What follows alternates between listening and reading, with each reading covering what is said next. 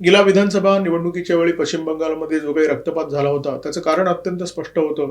तुणमूळचे गुंड भाजपच्या कार्यकर्त्यांवर हल्ले करत असताना, त्यांना मारहाण करत असताना, त्यांच्या घरांची जाळपोळ करत असताना, महिलांवर बलात्कार करत असताना पोलीस अक्षरशः बघ्याची भूमिका घेत होते. पोलीस खातं पूर्णपणे सरकारला धार्जिणं होतं आणि त्याच्यामुळे पश्चिम बंगालमध्ये भाजपच्या कार्यकर्त्यांना कोणीही वाली नव्हता. कायदा सुव्यवस्थेची जी परिस्थिती आहे ती अत्यंत मोडकळीला आली होती.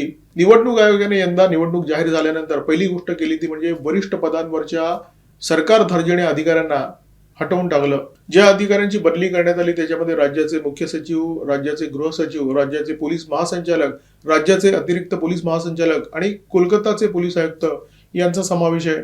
निवडणूक आयोगाने पहिल्याच फटक्यामध्ये ममता सरकारला जबरदस्त दणका दिलाय आणि त्याच्यामुळे ममता बॅनर्जी प्रचंड अस्वस्थ झालेले आहेत. त्यांना लक्षात येत आहे की या निवडणुकीची सूत्र आहेत ती आता त्यांच्या हातातून निष्ठत चाललेली आहेत. एखाद्या राज्यामध्ये निवडणुका जाहीर झाल्यानंतर त्या सुरळीत आणि शांततेने पार पडाव्यात म्हणून घटनेच्या आर्टिकल 324च्या अंतर्गत निवडणूक आयोगाला अधिकार देण्यात आलेले आहेत आणि हे अधिकार अमर्याद अशा प्रकारचे अधिकार आहेत आणि याच अधिकारांचा वापर करून पश्चिम बंगालमध्ये वरिष्ठ अधिकाऱ्यांच्या बदल्या करण्यात आलेल्या आहेत.